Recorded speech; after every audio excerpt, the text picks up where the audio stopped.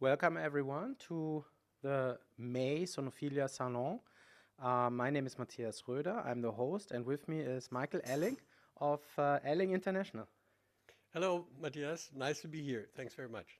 Yes, Michael, you've been a professional in law, in human resources at many different companies. I just name a few, I think Volvo, Shell, Lansing, and you've always been working at the intersection of um, in a board function of humans and how they work in the company and for the company. And today's topic is AI and the human element. Yeah. And I'm really excited to be talking to you about this. Um, I wanted to start off by asking you, how did you come to the field of AI? What was your interest in it? And maybe talk a little bit about the trajectory. hmm Yeah, thanks very much for having me, Matthias. Yeah, that's right. So AI, simply, you cannot avoid it, to be very honest, because it's one of the most powerful movements we have at this point in time, and it's very important, of course, for companies. And it is affecting not only companies, it's affecting all of us, right, in each and every single area of our lives. And so it's very important. And I got interested in that especially because it is the intersection between technology on the one side, from my point of view, and humanity on the other side. How does that work? And everything is changing, and how do we cope as humans with that? And how do we make sure that we use it in a positive way? So that's my interest. I always liked humans and people, support people, and so on. So that's the background. Recently, Meta, the company that owns Facebook, has announced a new shift in their strategy. They will move Facebook away from being a social network of people to being a platform that hosts agents, AI agents. The premise is that each one of us will have their own set of agents, and they need to do business for us. They need to communicate for us. They need to actually interact with a lot of the commercial world for us. Mark Zuckerberg has himself programmed an agent for himself to manage Meta, and every employee of Meta now has an agent on their side. These agents communicate with one another. Meta is really showing us a little bit what the future might be like.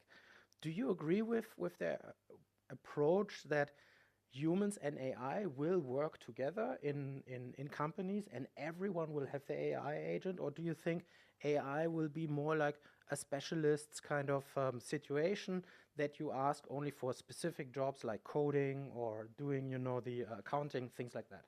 No, I strongly believe in the first version what you said. So AI is, from my point of view, I'm not a technical AI specialist. I have to say you are much deeper in this topics as I am, I would say.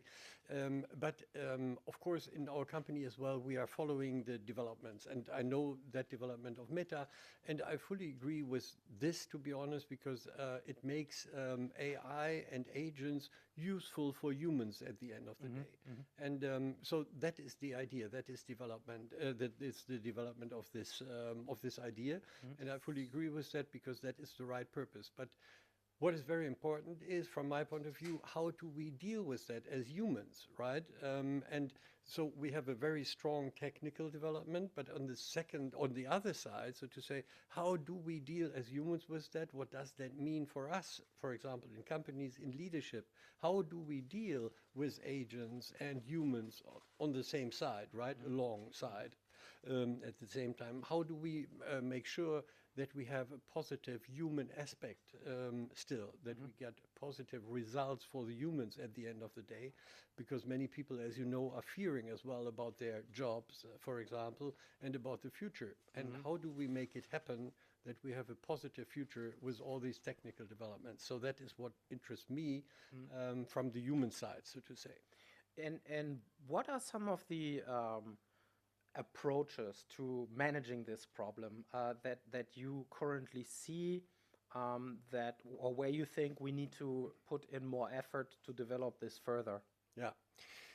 Um, I think it's a great example what you said with the meta world and Mark Zuckerberg on the one hand side, and we, we're very small, but on the other side, I call it human world, right? So there is, the stronger we become on the technology side, the more we need to become stronger as well on the human side.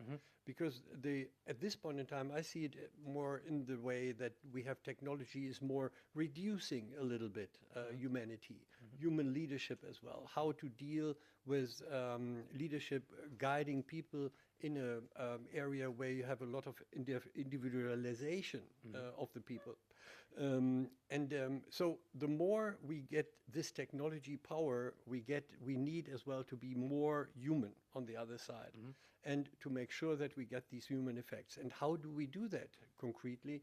So it is very important that we have the human factors, which are at the end of the day deciding in which direction you use technology. Do you use it for building trust or for reducing trust? Do you build it for increasing security or for decreasing security? Do you use it for, let's say, a positive human impact and sustainability, whatever? Or are you using it at the end of the day for war, also for negative purposes? So leadership is deciding the direction and determining the direction where we want to use what comes out of technology as well. And that happens in companies, and that happens as well for us as individuals, that happens everywhere. And what we are connected with and very much focusing is on exactly your question: what do we need to do? How does leadership look like in the future to ensure that we get this positive human impact and not a negative one? So we are in a situation where we're moving from the manager or the leadership person being a decision maker towards the leadership being a system designer of how humans and AI work together, so that they, the human and the AI, the worker and the AI companion, can make decisions in the context of the company as it was designed by the leadership. Yes, and I think we are in a shift from industrialization, where you in the past were looking very much in companies on efficiency, processes, getting as much as possible outcome out of processes and so on. And we are in a total shift in history, from my point of view, the first time. We have individuals who have a lot of power with technology. Technology is democratizing everything. Every business, every knowledge, everything, simply. You can do, we're a 100% digital company. We have a global reach. We are not big, but we have a global reach. And it was 10 years ago, totally impossible to do that. Right. And you can do it now with your computer, with 3 people or whatever, no problem at all. So it's a very big shift. And so when you do this, you need to lead totally different, as you say. You need to use agents, for example, the newest technology. But first question is, what is the newest technology? Because the development is so fast that every 2 weeks you have something new, right? Even as a company, you have an issue to implement the right IT technology, as they thought in the past. There is no right IT technology any longer, because the movement is so fast that you need to adapt frequently to the development. And that is very challenging for companies, that is moving, for example, responsibilities from the IT department to the entire board, executive team and leadership team, including HR, for example, to make sure that you have a successful transformation. So it's really changing everything, I would say, in companies. And so it's changing, as you say, the leadership as well. We can go in more depth later on that. But I fully agree with your view. We have to change leadership very much. I'd say that even it's not only IT departments and then boards, but it's increasingly becoming each individual worker in the company as well, who has to push the envelope in terms of integrating certain technology into the workflow, Yes. which raises the important question of, what you see a lot in the consulting world is you have IT systems that the company has put in place, and then you have the shadow IT. Yes. The stuff that people are doing on their own computer to make stuff work. Yeah. It is completely outside of the official view, but now increasingly this becomes becomes bigger. It becomes more impactful on actually the bottom line of the company, what people are doing with the AI on their own computers. How do we deal with that? Is there like a golden approach? Is it to lock down everything, or is it to be a little bit more flexible with risks and stuff like this? How do you see that? With golden approaches, I'm always hesitating, I have to say. So I don't have the golden approach. If somebody has, I'm happy to hear about it. Put it in the comments. Yes, exactly. Please put it in the comment. But, one thought about it is that exactly what you said. So we need to make sure that each and everybody is working together, so to say, and simply said, right? That we have some kind of common view. Where do we want to develop to?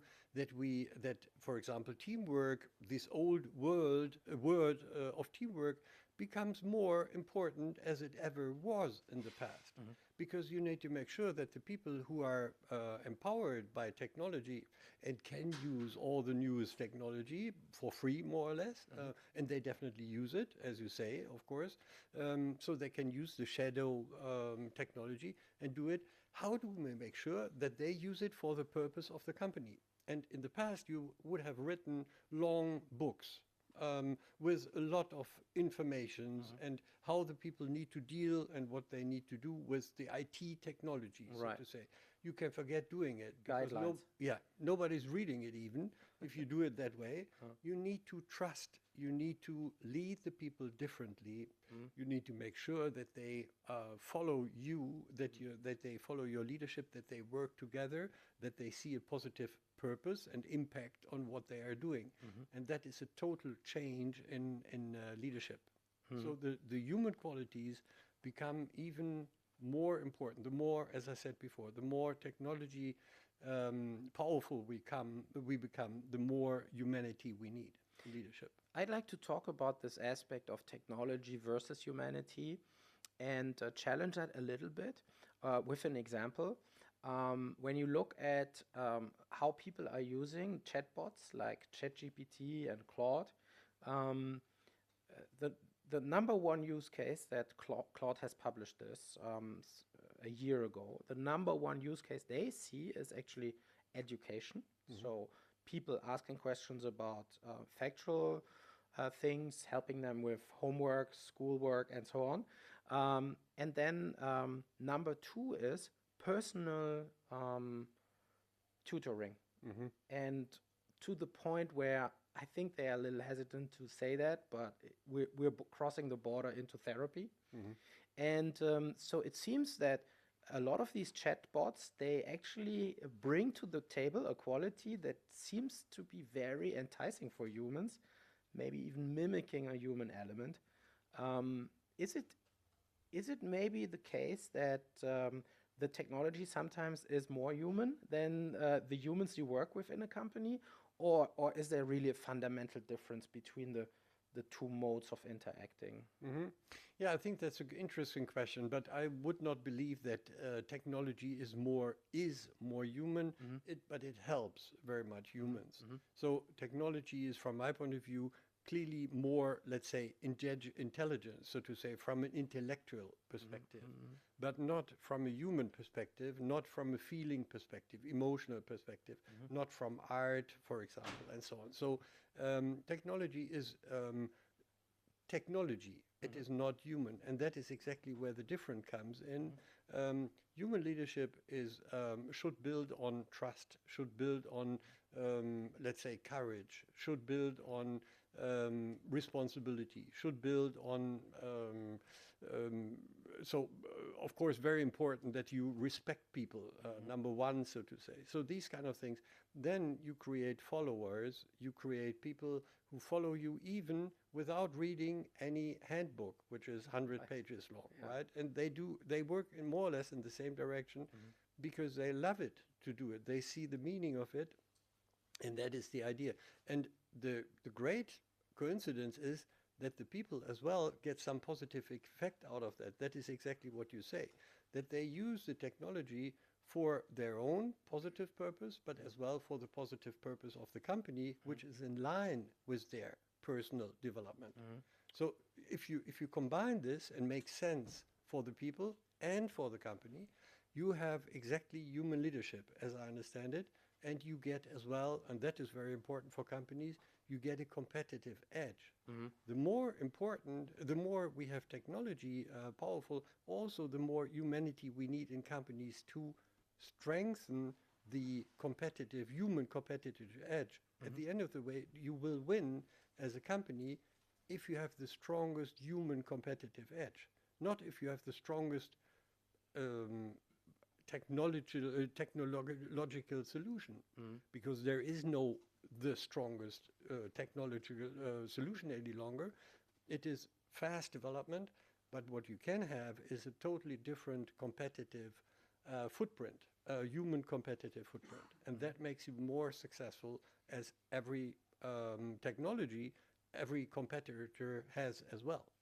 Is there, in the companies that you work with, are there examples, you don't have to name the companies, of course, of companies where the human element in the company is actually so strong that they reject integrating the technology, the AI technology at all? Or is there a lot of hesitation on including this kind of technology? Or would you say in general it's a balanced approach that you see? Yeah, I think there are great companies who are really very successful. Everybody is struggling a little bit at this point in time, and you also have a lot of transformations which fail at this point in time, I have to say, because the companies if you can say it in that black and white general way, but many companies overestimate the technological challenges and underestimate the human challenges.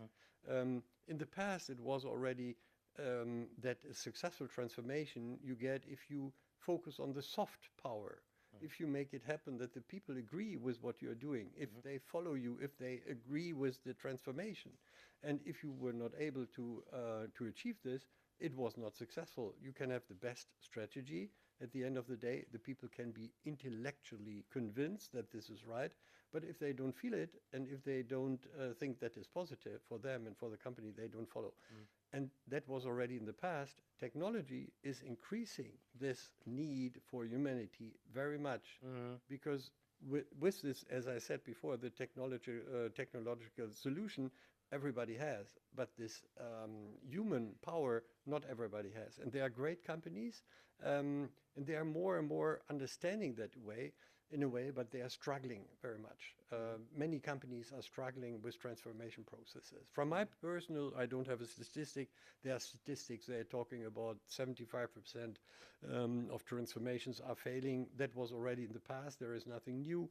I would say it's 90% at this point in time of transformations. So AI transformations failing at this point in time. Most of them fail. I mean, the difficulty right now, it seems to me, is that if we're talking about transformation in the AI space, the 10% of companies, let's say it's 90-10, that succeed in integrating AI into their core business and processes will probably have a very, very bright outlook because they can reduce costs significantly, because they can be more active in terms of different business propositions to actually materialize. And the ones who have not really successfully transformed have a very bleak outlook. And this is becoming an existential problem. Yes, Yeah. absolutely, fully agree.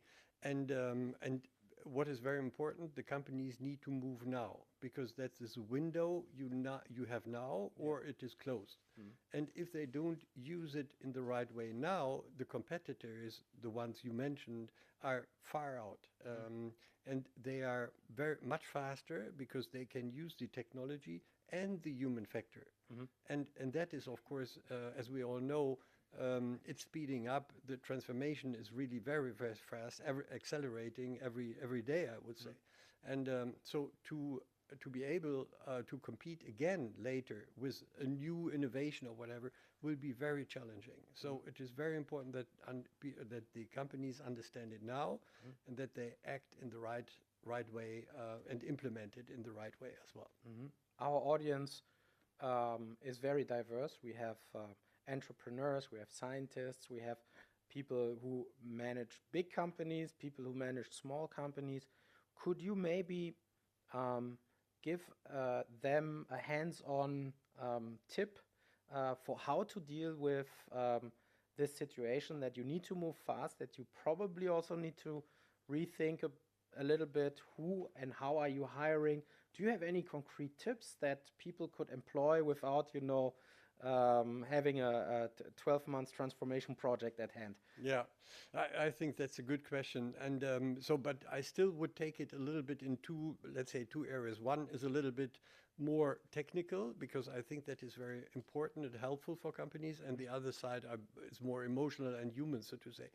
And the one part is, the technical part is, it's very important that each and every company is implementing the right knowledge and right leadership in all levels. So that means in the board, in the executive team, and as well in the leadership teams, and as you said, for example, as well on the worker level and so on. So very important to unite the people, to unite the company, and lead it in the right direction. And for that, you need to really act on all different levels at the same time, so to say. Very important.